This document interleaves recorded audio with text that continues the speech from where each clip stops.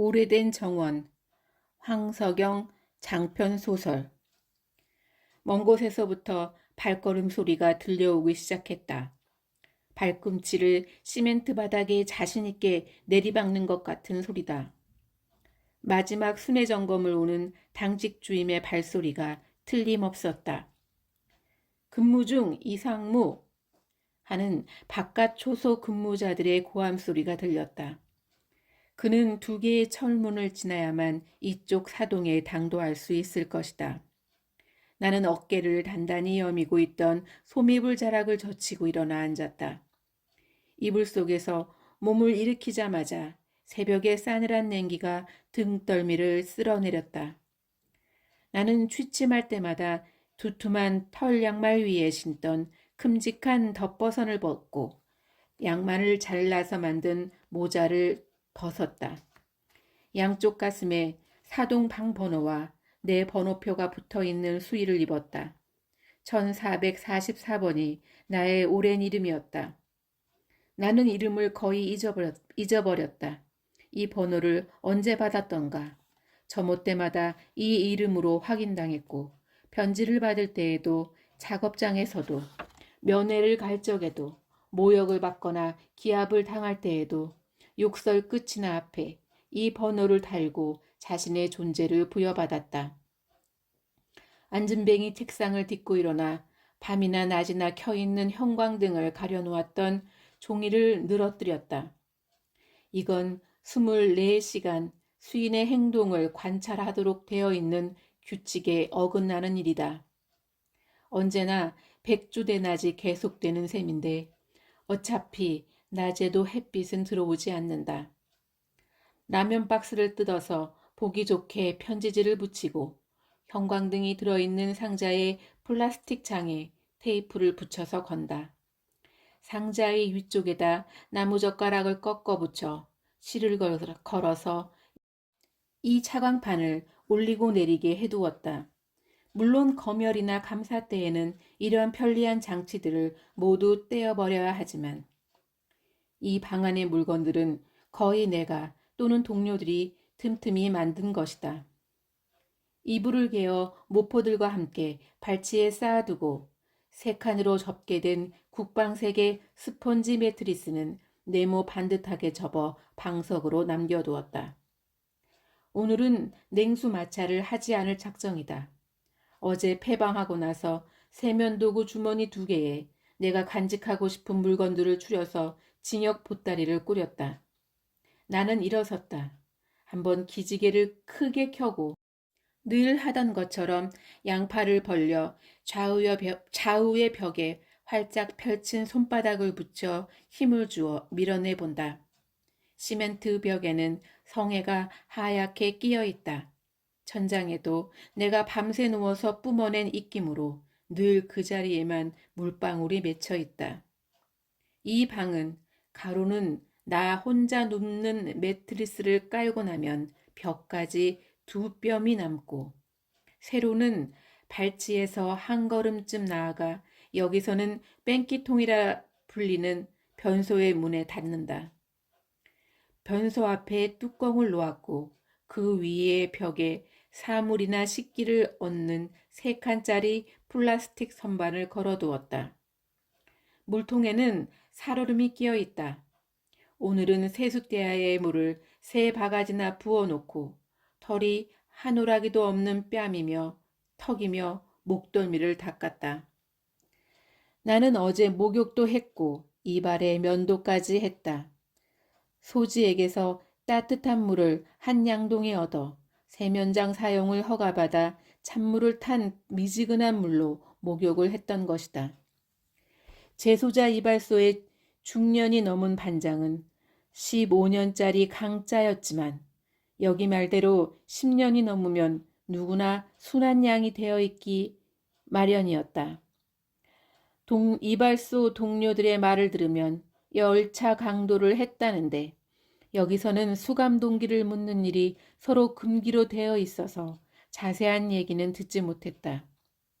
이곳에 13년째 살고 있는 그는 얼마 전에 사회 참관도 다녀왔다. 같은 장기수끼리는 서로 예의가 있어서 그가 나의 이발을 점담해 왔다. 반장의 기술은 전국 재소자 기능대회에 나가 금메달을 받은 솜씨였다. 그는 보통 때처럼 나의 머리를 깎기 전에 어떻게 깎을 거냐고 묻지 않았다. 이발소에서는 누구나 내가 정치법이라는 것을 알고 있었다. 공안수는 삭발을 하지 않는다. 그래야 일반수와 쉽게 구분이 되었으니까. 조금만 다듬어 드리지요. 그가 섬세한 가위질로 조심스럽게 귀밑을 다듬어 나갔다.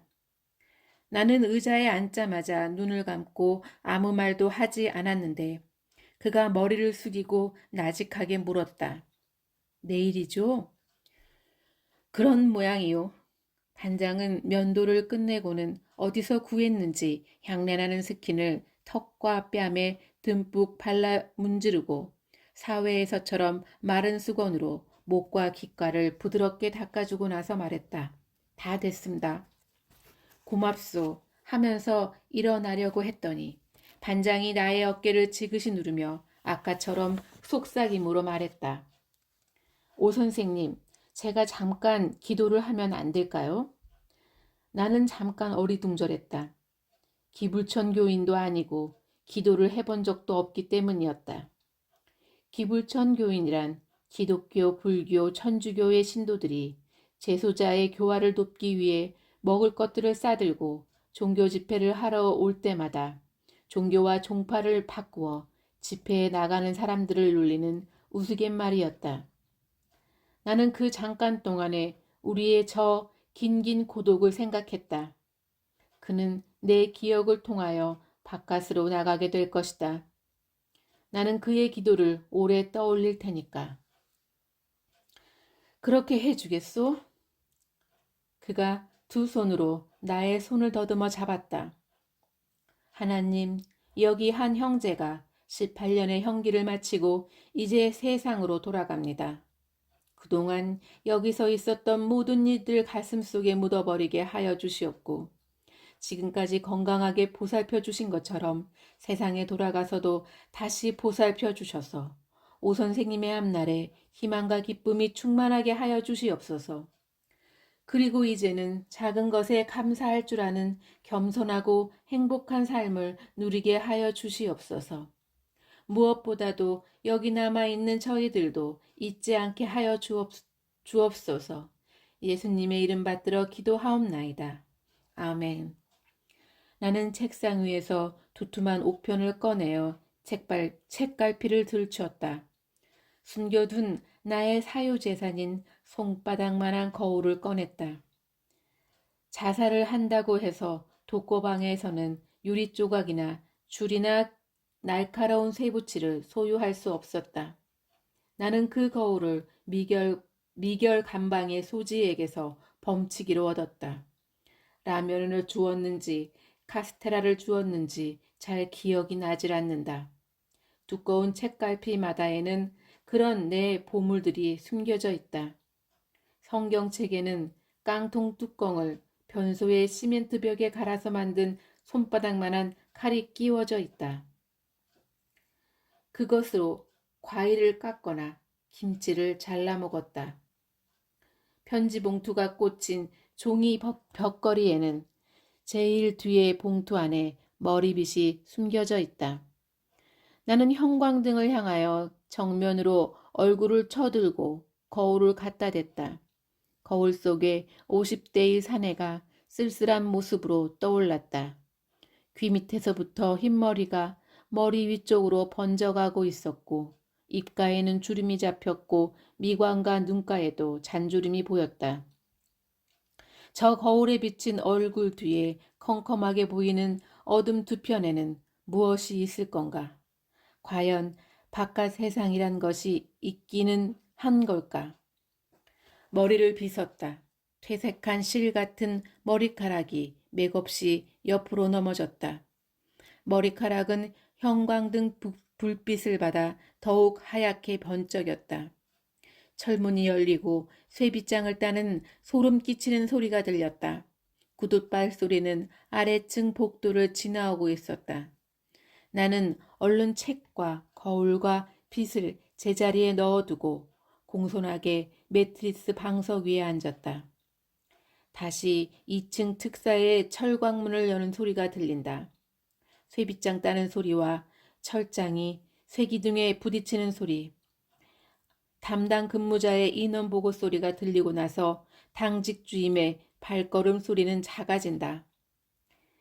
그는 아마 감방 복도에 길게 깔린 매트 위를 걷고 있을 것이다.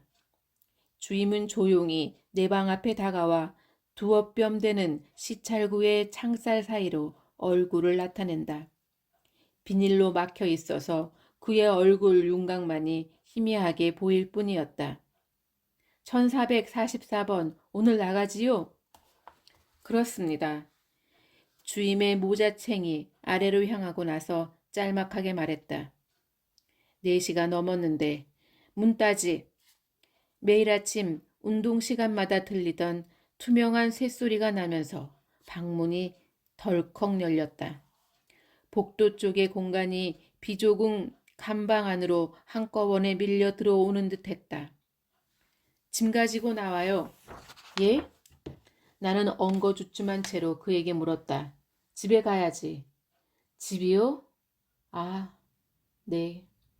나는 머리맡에 얌전하게 세워둔 보따리 2개를 들었다. 그리고 방문 바로 위에 선반에 깨끗이 씻어둔 흰 고무신을 꺼내어 문밖 복도에 내놓고 발을 내밀었다. 2발로 감방 바깥에 나와 섰다. 내 방은 끝에서 두 번째였는데 방을 한 칸씩 띄워서 나 같은 정치범들이 수감이 되어 있었다. 나는 그들이 잠들지 않고 기다리고 있을 줄을 알고 있었다. 내가 복도의 맞은편 끝으로 걸어가려고 했을 때 주임이 등 뒤에서 말했다. 이쪽으로. 나는 돌아서 가려다가 저도 모르게 크게 외쳤다. 오현우 지금 나갑니다. 여러분 건강하세요. 내 말이 떨어지자마자 복도가 갑자기 웅성대기 시작했다. 오 선생님 안녕히 가세요. 오 선생님 고생 많았습니다. 오 형 잘 가오. 나가면 안부 전해주오. 나가서 잘 살아요. 네 이럴 줄 알았어. 빨리 내려가요. 주임이 혀를 차고는 짜증스럽게 어깨를 밀어냈다. 나는 반대편 계단 쪽으로 몸을 돌렸다. 담당 교도관이 내 손을 잡고 악수를 했다. 오 선생 잘 가쇼. 다신 들어오지 말고. 신세 많이 졌습니다. 다시는 돌아오지 않는 시간처럼 나는 등을 돌리고 사동에서 사라져 나왔다. 주임과 나는 철문 앞에 올 때까지 아무 말도 하지 않았다. 철문이 우리의 등 뒤에서 닫혔다. 본관으로 나가는 복도 중간에 또 하나의 철문이 있었고 경교대 철문이가 충성 하면서 철문을 열고 닫았다. 나는 이 복도를 의무실이나 보안과나 면회실 또는 교무과를 오가면서 수천 번 드나들었을 것이다. 그 길은 내 등 뒤에서 한 구역씩 사라져가고 있었다. 우리는 드디어 본관으로 들어서는 3번째의 철문을 통과했다. 철문을 나서니 본관 앞에 맨 땅이 나왔다. 날마다 교도관들의 조의 모습이 보이던 운동장이 이곳이겠지. 아직도 어둠이 짙은 하늘을 새삼스레 올려다보았다. 뭔가 차가운 것이 떨어졌다. 눈이다. 그것은 여리고 가느다란 쌀랑눈이었다. 나는 늘 하던 대로 개호자보다 한 걸음 앞장서서 걸었다. 잘 훈련된 가축처럼 방향을 잡아 본관의 계단을 올라가 오른쪽으로 몸을 틀었다. 보안과 사무실로 들어서자 갑자기 낯선 온기가 나를 둘러쌌다. 달아오른 석유난로 위에서는 주전자의 물이 소리를 내며 끓고 있었다.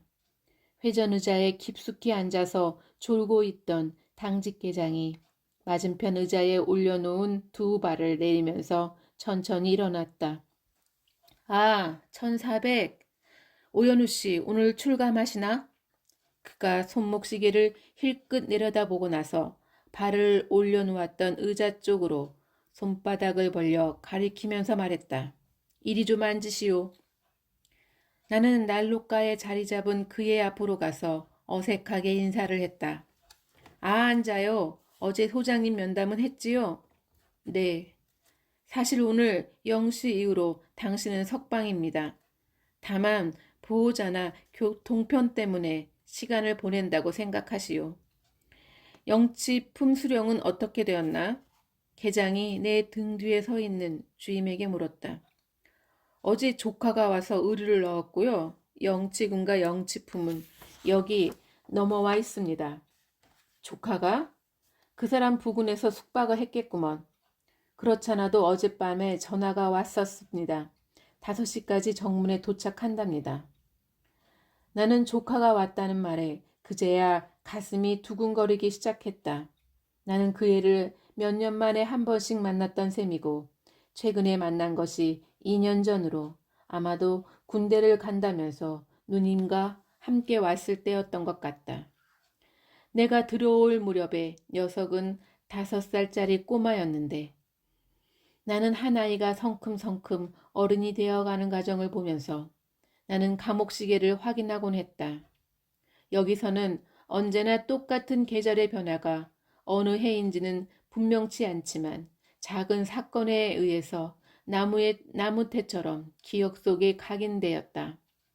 이를테면 내가 아침 저녁으로 음식을 던져주던 고양이 검둥이가 죽던 겨울, 80세의 양씨 노인이 안 나가겠다고 밤새 울던 어느 가을날, 보일러실 화부를 하던 합주기가 만기 석방 일주일을 앞두고 밤에 코 골며 자다가 호흡곤란으로 죽던 날 등으로 해를 기억하곤 하던 것이다.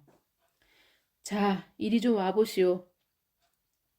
주임이 책상 위에 트렁크며 서류 봉투를 얹어놓고 나를 불렀다. 나는 열이 오른 난로가에 앉아서 거의 숨이 막힐 지경이었으므로 얼른 일어나 그의 책상 쪽으로 다가갔다. 주임이 트렁크를 열자 안에서 제일 먼저 눈에 띈 것은 검은 가죽 구두였다. 끊임없이 매끈하게 코를 뽑은 구두는 불빛에 반사되어 반짝이고 있었고 그것은 발에 끼우는 물건이라기보다는 무슨 정교한 세공품처럼 보였다. 그리고 포근해 배는 모직 남방과 점퍼, 또한 지난 세월 동안 한 번도 본 적 없던 가죽 벨트까지 있었다. 아직도 상표가 붙은 채인 새 옷, 아직도 상표가 붙은 채인 새 옷들과 양말도 보였다. 옷을 갈아입어요. 나는 껍질을 벗듯이 수의를 벗기 시작했다. 먼저 중공군 옷이라고 서러웃던 솜으로 누빈 투박한 상의를 벗고 허리대 없이 손가락만한 끈으로 앞자락을 여미던 바지를 벗었다.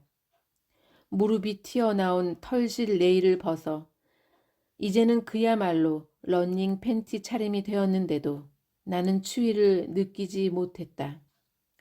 오히려 서늘하게 땀이 식어가고 있었다. 천천히 해요. 시간은 충분하니까. 주임이 그렇게 말했지만 나는 신체 검사를 받을 때처럼 일사불란하게 벗어서 차곡차곡 개어 발 앞에 쌓아두고 이번에는 역순으로 속옷부터 새 것으로 걸치기 시작했다. 남방을 입고 바지를 입고 그 위에 허리띠를 두르고 맞춤하게 저어 고정시키고 나서 나는 한숨을 쉬었다. 그리고 날카롭게 곤두선 바지주름을 한번 내려다보았다. 아, 나는 관리들처럼 줄이 선 바지를 입은 것이다. 구두를 신었더니 발이 너무 작아 보여서 바지가랑이에 묻힐 것만 같았다. 그리고 끈으로 포근하고 품이 넉넉한 점퍼를 걸쳤다. 벗어놓은 옷가지들은 내 발 앞에 넝마가 되어 쌓여 있었고 고무신은 죽은 사람의 마지막 유품처럼 그 위에 가지런히 얹혀 있었다. 오 선생, 옷걸이가 좋소. 어허, 그러고 보니 우리 소장님 같은데 그래. 주임과 계장이 한마디씩 던졌다. 나는 말없이 보따리 2개를 트렁크 안에 넣었다. 주임이 서류 봉투에서 돈을 꺼냈다. 자, 이건 영치금이고 이건 계산서. 이쪽은 영치품인 모양인데 나는 돈을 그냥 접어서 점퍼의 안주머니에 찔러 넣었다. 만나 헤어보쇼. 나중에 괜히 떼어 먹었다고 하지 말고. 아, 됐습니다. 주임은 작은 플라스틱 바구니에 영치품을 쏟아놓았다. 드문드문 나뭇잎 무늬처럼 구멍이 뚫린 금반지 하나. 누님이 보낸 편지들, 돌아가시기 전에 찍은 어머니의 사진, 그리고 다 바래고 쭈글쭈글해진 갈색 지갑이 있었다. 나는 지갑의 가운데를 열어보았다. 누렇게 퇴색한 사진이 붙은 주민등록증이 한 장. 그 사진에서 젊은 날의 나는 어색하게 머리를 길게 기르고 눈을 부릅뜨고 있었다. 주소를 보니 예전 북한산 자락에 있던 개나리가 많던 그 집이 생각났다. 그리고 다시 지갑의 다른 날개 쪽에 똑딱이 단추가 달린 칸을 열었다. 잠깐 숨을 멈추었다가 호흡을 가다듬었지만 심장이 거세게 두근거렸다. 나는 거기 누가 있는지를 잘 알고 있다. 집을 나설 때 어머니가 주셨던 관음보살의 부적과 함께 작은 명함판 사진 한 장이 들어있을 것이다. 단추를 따고 뚜껑을 열었다. 역시 붉은 비단에 싼 관음상에 그려진 부적과 함께 사진 한 장이 꽂혀 있다. 나는 똑딱이 단추를 눌러 뚜껑을 닫아버린다. 여기서는 아무것도 되돌이키기 싫었다.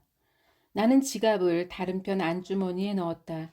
반지를 무명지에 끼울 때에야 그네의 손가락이, 목소리가, 그리고 코가 오똑한 고무신을 신은 그 하얀 종이가 떠오른다. 이것 봐요. 채송화가 꽃 한 송이 맨 먼저 피었어요. 하던 약간 갈리는 듯한 목소리. 그리곤 내게 입가에 손을 세워 보이며 손짓한다.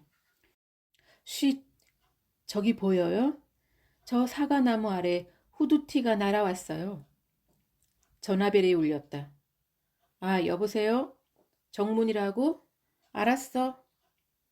주임은 수화기를 내려놓고 나서 당직 계장에게 말했다. 정문에 가족이 왔답니다. 오현우 씨, 이리 좀 오세요. 계장이 서류 한 장을 내밀었다. 석방증입니다. 그리고 오 선생은 보안관찰 대상자니까 귀가하고 나서 일주일 이내에 관할 경찰서에 신고해야 합니다. 알겠어요? 계장은 일어나서 내게 정식으로 악수를 청했다. 석방을 축하합니다. 충실한 사회인이 되기를 바랍니다. 그가 경례를 했고 나는 깊숙이 절했다. 나는 주임과 함께 본관 건물을 나섰다. 쌀락눈이 아직도 팔팔 날리는 중이었다. 주임이 하늘을 올려다보며 중얼거렸다. 먼 길 가실 텐데 길 사정이 괜찮을까 모르겠소. 우리는 정문의 귀퉁이에 있는 작은 출입문을 지나고 다시 교도소의 바깥 울타리가 보이는 초소를 향하여 걸어갔다. 무장한 경도대가 지키고선 초소 앞의 공터에 전조등을 켠 승용차 한 대가 보였다. 초소 앞에 이르자 주임이 걸음을 멈추며 내게 말했다. 자, 여기서부터 속세입니다. 나가서 잘 사세요. 안녕히 계세요. 언제 만납시다. 그와 나는 그렇게 안과 밖으로 작별했다. 나는 작은 트렁크를 손바꿔 들면서 세상 속으로 들어갔다.